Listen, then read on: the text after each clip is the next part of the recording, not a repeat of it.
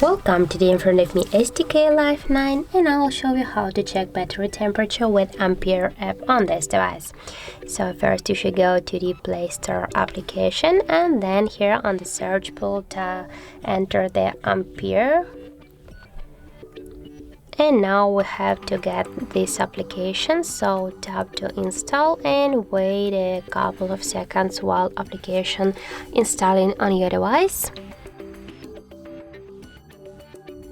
Now just open the app.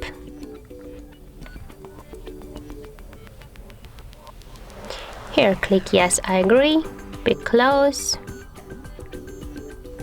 And on the left down corner tap to OK. And as can you see here, we got the section with our battery temperature info. That's 34 degrees right now. Also got here the health of our battery, the level, capacity, the model info about our device, and the Android version, and more other information. So that's how it looks. And if you find this video helpful, remember to leave a like, comment and subscribe our channel.